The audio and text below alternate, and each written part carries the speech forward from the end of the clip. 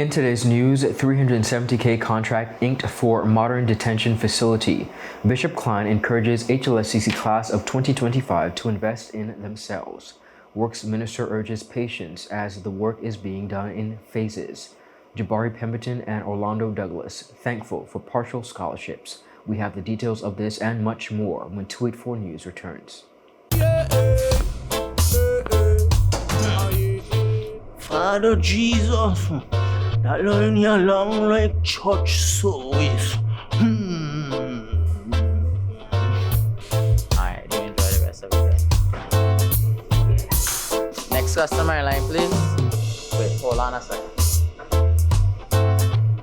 Yes, Sonny boy, come, yes, Sonny. Good morning. Good morning, Sonny boy. Hold on there. You must have cut fun to people. It's okay, I'll take care of it. What? No man to take care of me. How may I assist you? Yes. You want top of power? You want top of power? Join the prepaid party with CCT and enjoy more affordable data plans, more top-up promotions, more savings with hero bundles, and more value for your money each and every Tuesday with Top Up Turn Up Tuesday. Visit a CCT store today or anywhere CCT Top Up is sold and top up your phone. 5, 10, 15, 20, 25, 30. You want top of power? Hello everyone and welcome to this edition of 284 News. It is Tuesday, June 17th, 2025. I'm Ron Grant bringing you the very latest out of Tortola in the Virgin Islands. Thank you so much for joining us and a happy Tuesday is wished to all. The Virgin Islands government has signed a $370,000 contract with Trojan Design and Development Limited for the design and construction management of a new immigration detention center. The 12,000 square foot facility will serve as a secure and modern location for individuals held for immigration-related matters. It will include separate quarters, medical triage services, and recreational spaces, all developed in alignment with international human rights standards. This initiative is being executed under the Virgin Islands Recovery and Development Agency and funded through the government's $100,000 million loan, that is, with the CIBC First Caribbean International Bank. The project supports Outcome 12 of the National Sustainable Development Plan, which focuses on peace, safety, and security, as well as justice for all. Once completed, the new facility will replace current temporary arrangements and is expected to improve conditions for short-term immigration detention as well as processing. A timeline for construction and completion has not yet been publicly disclosed. Words of wisdom and encouragement to the 2025 graduating class from the HLSCC Stout Community College from keynote speaker, local businessman and bishop, the Bishop John Ivan CLINE. Bishop CLINE told the graduating class that they matter. 145 students graduated from the institution last Thursday. Among the top academic achievers was Anaya Williams, who earned the highest overall grade point average among full-time students and received the President's Award as well as the Academic Excellence and Shining Star Award. Alicia Lewis Stevens, who studied part-time, also received the President's Award for maintaining the highest GPA in her category. The college named 12 students graduating with honors, 2 summa cum laude, 2 magna cum laude, and 8 cum laude as well. Bishop CLINE also urged the graduates to invest in themselves. So as you step forward, hold on to this one truth, that you matter. Dream big dreams. Aim high. Pursue excellence. Invest in yourself. It is the biggest investment you can make because it will pay a dividend as long as you live. Be persistent in your pursuit. Unleash your greatness on the world. And with an unwavering dedication, chase your dreams and aspiration. I was looking out at you and I see a young man with, on top of his cap, It has never give up. I believe that will fuel you, sir, all the way to your highest dreams. Serve your community. Serve with purpose. Do as one of the great founders of the Methodist Church said, do all the good you can, by all means you can, in all the ways you can, in all the places you can, at all the times you can, to all the people you can, as long as ever you can. Communications and Works Minister, the Honorable Kai M. Reimer, says the sewage system in the East End and Long Look areas have been a topic of discussion for many years. And he stated that while government has not yet reached full implementation, they are making progress towards establishing a functioning sewage system for this community. Speaking in the House of Assembly of the Virgin Islands, Minister Reimer said there are several phases associated with this project that they are currently working on. To summarize, these phases include the repair and commissioning of the wastewater treatment plant at Paraquita Bay, the construction and commissioning of the pump station at Long Swamp, the interconnection of the gravity and pumping mains along various routes in the communities, and the eventual connection of households to the sewage system. The wastewater treatment plant at Paraquita Bay is scheduled for testing in June, following the completion of repair works, with final commissioning anticipated in July. The Long Swamp pump station is expected to be tested in July, with final commissioning in August. Additionally, interconnection works will involve sending out notices for the installation of additional manholes in the Long Swamp area. Once these key components are completed, we expect to receive sewage from the following communities: Long Look, Long Swamp, Fat Hogs Bay, and Greenland. We are currently inviting tenders for the installation of gravity and pumping mains from Paramtown to Long Swamp, which will facilitate connections for communities such as Major Bay, Paramtown, Chapel Hill, Terrace Hill, and others along this road. Reimer is encouraging residents and businesses in the Long Look, Fat Hogs Bay, and Long Swamp, as well as Greenland areas to apply for a sewage connection through the Water and Sewage Department. Up next, Maritime and Shipping Administration raises awareness and DEFREITAS clocks 22.68 in 200-meter. BVI Sprinter finishes 4th at the Star Series, shy of just 22.57 world's marks. We have the details coming up.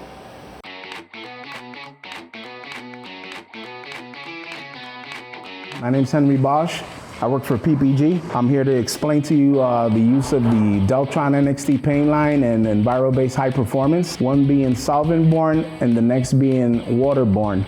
The difference is that one is totally manufactured with rosins and thinners and all the good stuff that solvents bring, versus our new technology, which is waterborne, which is 100% latex. What we're gonna do is that we reduce the solvent-borne with a DT885, which is a mid-temp reducer, and the waterborne uses T494, which is a waterborne reducer.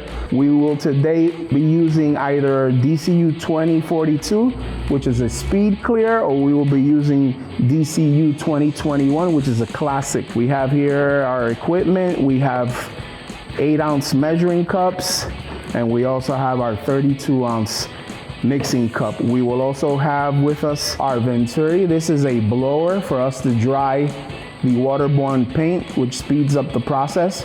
The good thing about waterborne paint is that as soon as it evaporates, you're good to go. So now Gilligan will dilute the waterborne paint with the waterborne reducer. We made 8 ounces, that would be 1.6 ounce. It always has to be properly mixed until we get an even mixture within the paint mixing cup. So when we spray, we don't see uneven coats of color. So right now we're filling our paint gun with 8 ounces of diluted paint. We're gonna see how far 8 ounces will take us. Waterborne paint seems to look blotchy on your first coat. Don't pay no mind to that. Don't try to achieve full coverage on your first spray. Excellent. Let it dry. So the process in waterborne is 2 even coats, and then we have what we call a dust coat. Well, now we're gonna have Mr. Brown apply the first coat of clear on his waterborne panel. We'll let it flash off, and then he'll come back and coat it with his second coat to finish it off. As you had seen in the previous shots, we had a little blotchiness, and you'll see some patches. That's all due on purpose to sandpaper to prove that with Enviro-based high performance, all technicians, the body work has to end at 800 grit or plus. Well, Enviro-based is like we're trying to shift everyone into that slowly but surely. The entire west coast of the United States and all of Canada has already been on waterborne for the past 10 years. And now soon it'll be the eastern seaboard, which covers the Caribbean. So when that happens, we'll all be affected. So it's best to start now, start trying and applying waterborne, because eventually everyone will be on it. And referring to technicians, it's less harmful because it doesn't have all the toxic chemicals that solvent-borne paints do. Welcome back, everyone, and thank you so much for sticking with us. Patience and perseverance have paid off for 2 Virgin Islands athletes. Local businessman Mr. Lesmore Smith of Top Priority Security Services has stepped up to the plate to aid 2 partial athletic scholarships. They were awarded to athletes Orlando Douglas and Jabari Pemberton to study at Highland Community College in the United States this fall. Smith made the presentation during a short ceremony last week. Now, the businessman said he was happy he could assist these athletes and has credited the work of President of the BVAT Athletics Association, Steve Augustine. It is a pleasure to endorse these 2 good gentlemen. I know their parents well. I know Steve well. From a young man, I watched him beat some persons in terms of racing on the OHL evacuation ground from his school days, his latter year in school. So I know him pretty well, much in athletic. And it's a privilege, Steve, that you find that passion. You know me, horse racing, it's my all. I go St. Thomas, I go all about because I want to represent what I love. And keeping our children from in prison. Now that we had 2 sessions with young people 2 weeks ago inside this room. There was the male session and the female session. Inside the same room, where I've donated the room to help them to understand that we cares. And it means nothing to me giving back to children. As a young man, I had to live in a community where everybody get along, everybody knew everyone, and you shared what you had. So I learned what it is to appreciate people. I learned how the older folks look out for me as a young man. And I made a pledge. When I get in the middle, I'm going to look down and I'm going to look up. I don't know about the middle group because I think they should learn to survive somewhere within the structure. But when it comes to my children and my senior citizens, it's a passion. It's nothing can stop me from not helping them. So these 2 young men today would be 2 statistics of the BVI gym to know that we have talent, we have discipline, and we have people that can represent. And I know when you all go out there, you put your foot on the ground, you're going to represent. It's about being disciplined. So far, you did good. Don't get influenced when you leave on that plane. Maintain the status. Remember, Steve watching you, and you're representing him. Don't disappoint him. Remember your parents watching you, and you're representing them. And both Douglas and Pemberton have expressed their thanks for the award and being awarded these scholarships. So it has been a pleasure because I've been going at it for 2 years, trying to get assistance with school. So now I finally got the assistance that I needed to go after school. I feel happy and I really do appreciate it. And I also want to thank my friends family, supporters, well-wishers, also ND Scouting for giving me the opportunity, to showcase my talent abroad. Thank you. Right now, I can't lie, it still feels so surreal that it's actually happening. College has always been a dream for me. My goal was never to just stop here after high school, like fresh out of high school, class of 2024. So being able to get a process done so quick, a year after, normally don't take that long. Like Orlando said, he's been trying at it for 2 years. So for me to have the opportunity a year after graduating is a blessing, to be honest. I really want to say thanks to Mr. Lesmore Smith, because he see the talent in both of us to even want to give us a sponsor. Big up MB Scouting, Charlon and the whole team. They really been looking out every day, calling first thing in the morning just to make sure everything's straight, everything's sorted out. So I just want to say, man, it's a pleasure. I know the whole BVA backing both of us, no matter what, and we're going to make y'all proud. Appreciate it. Their parents were also on hand to witness the great occasion. Mr. Jerome Padmore, Chief Marine Accident and Safety Officer within the Premier's Office, the ministry responsible for Maritime and Shipping Administration, in a recent interview highlighted the mandate of his office. He was at the time speaking on the importance of safety at sea. So, my office is responsible for conducting independent investigations into serious marine accidents or incidents at sea. Independent investigations, which means that we're not tied to law enforcement or any regulatory bodies, right? The objective of the investigation is to identify the root causes of the accidents or incidents and produce safety recommendations and reports, which will be accessible to the public, right, for their knowledge, and to assist persons, that's individuals and companies, with taking the necessary actions to put preventative measures in place to ensure that such accidents and incidents don't reoccur. We're also mandated with raising public awareness regarding safety at sea. So those are the two main mandates of the office. Mr. Padmore also spoke on public education being done to raise awareness regarding safety within the waters. Again, I just started in February, but since then, right, we've been collaborating with many different organizations, such as VISA, right? And we're doing this to raise public awareness for safety. We've also started Safety at Sea, right, which is a publication that's usually on the government social media platforms. And, they come in the form of safety flyers. And the purpose of this is, just to spread and raise awareness through information and knowledge. So it's accessible for persons to go on there, have a read, and, get familiar with safety equipment, safety practices. BVI sprinter Beyonce DeFreitas delivered her strongest 200-meter of the season on June 8th at the Star Athletes Sprint Series in Winter Park, Florida, stopping the clock at 22.68 seconds, just shy of the World Championships qualifying standard of 22.57 seconds. Lining up against a high-caliber field featuring U.S. stars Tamari Davis, Jenna Padrina, and Kibradre Strudris, DeFreitas held her own to place 4th overall within the final. Davis won the race in 22.27 seconds.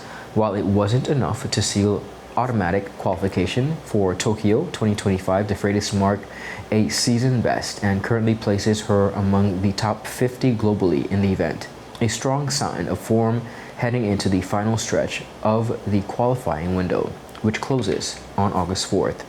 Earlier in the meet, she also lined up in the women's 100-meter, clocking 11.23 seconds in a heat filled with rising NCAA talent. It was another consistent outing as she builds momentum heading into key summer competitions.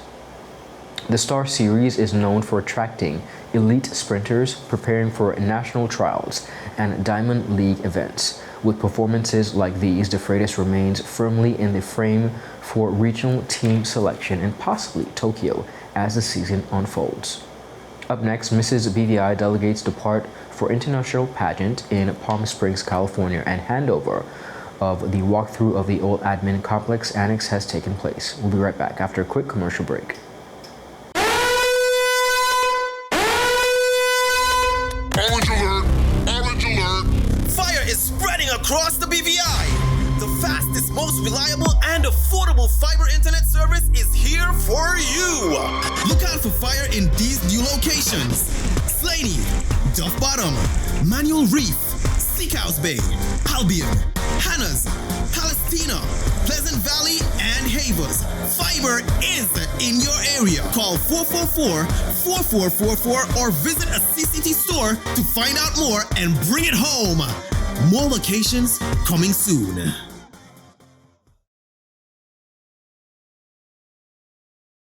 Just give me my service. Yeah. Just give me my service. Just give me my service. Make the switch to CCT and get connected today. Unlimited talk, text, and data. Visit any CCT store or call us at 444-4444. CCT, Life Unlimited. Welcome back, everyone, and thank you so much for sticking with us. National pride is in full bloom as 2 of the BVI delegates have officially departed the territory to represent the British Virgin Islands at the prestigious Mrs. Globe Classique and Curvy pageant in Palm Springs, California. They are Bisa Smith, Mrs. BVI Classique 2025, and Sabrina Penn, Mrs. BVI Curvy 2025. Now Smith, a woman of elegance and inspiration, she is a passionate advocate for women's wellness and community mentorship, known for her grace and empathy. She embodies the spirit of leadership and legacy that the Classique title represents and wants to encourage women to live your life. Penn, hailing from the beautiful island of Anegada, Sabrina is known for her captivating presence, authentic voice, and a very powerful advocacy surrounding self-confidence, depression awareness, and body positivity. Her personal story has already touched many women, and she is committed, she says, to inspiring others to live their truth boldly.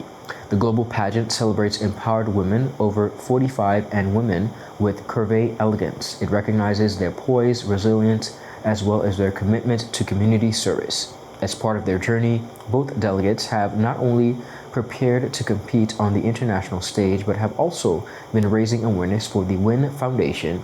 WIN is the pageant's official charity which supports women recovering from domestic abuse and emotional trauma worldwide. Online voting for the coveted Choice of the People Award has been ongoing, with Penn presently in 3rd place and Smith in 4th place. Each vote contributes to the global healing efforts through the WIN Foundation and WIN BVI. To stay up to date, visit mrsglobe.com or Mrs. BVI on Facebook. Recently, at a ceremony, the old administration building annex on Main Street was officially handed over. The ceremony saw a number of speakers, including and sharing, of course, their stories on the history and cultural relevance of the building, which served the people of the Virgin Islands during its early years of development. Deputy Governor of the Virgin Islands, Mr. David D. Archer Jr., first shared the importance of rebuilding such buildings across the Virgin Islands. What happens if we destroy the buildings?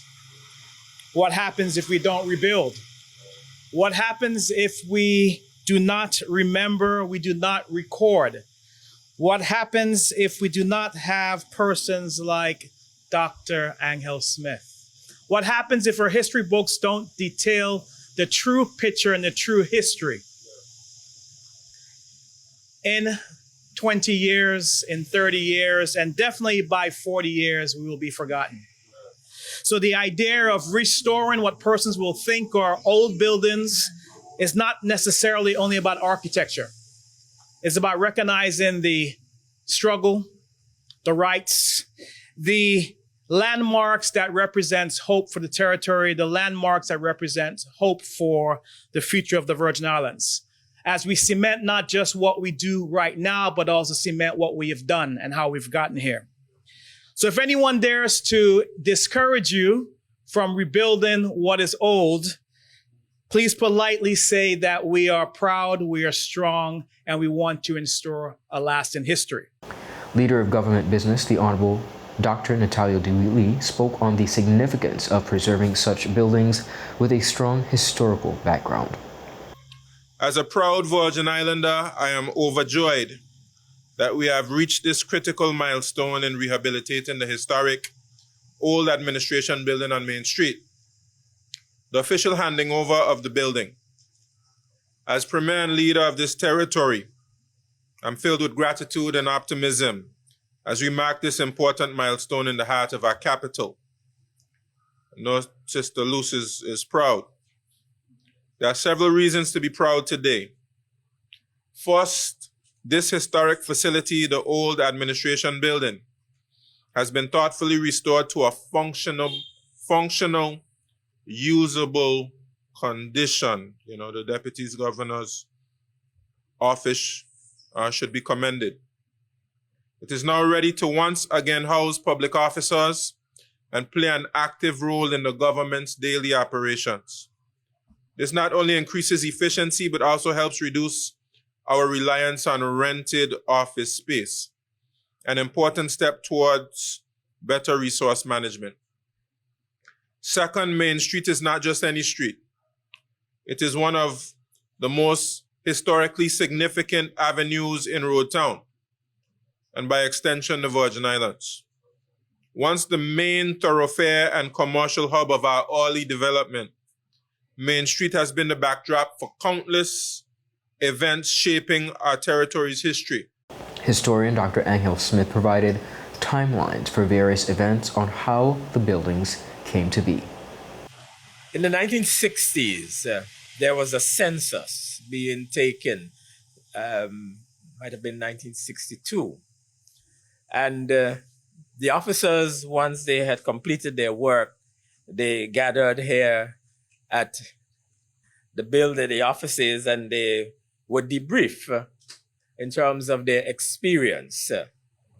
And one of the officers said, well, he had a strange experience up in the hills when he was going from house to house to collect information for the census. And as he went up a path trying to get to a house, he said he was intercepted by what he described as a formidable dragon waving a big pot spoon. And her question was, where's the money? He said, she told him, I heard that the Queen sent money for the census and that the administrator take his share and the rest of you, all of you set a hung down in the big office, share up the rest among yourself. She said she ain't giving no information until such time as she get her share of the money. This is what this building was referred to, the big office. And in fact, it was probably one of the biggest such spaces in Road Town from as far back as the 1800s. Interestingly enough, as was said, the building was built in about 1866, but it was not built by government. It was not government owned. It was built by a family. But in 1867, there was a hurricane, and if the government was in that building, which is possible that the government was using it, it would have been damaged severely. And the then president of the Virgin Islands, President Rumbold, indicated that he spent his days in a tumble-down building where was also being housed all of the residents of the poorhouse and all the police constables. So the building was very much in use as the administration building. And over the years, it was one of the governors in Antigua who insisted that the government purchase this building. And then it became government's property later on in the 1800s. That is it for today's News Roundup. Be sure to follow us for your daily news updates at Tweet4Media and Tweet4BVI on Instagram and X, formerly Twitter. I'm Ron Grant. Have a safe and enjoyable evening. A happy Tuesday. Goodbye.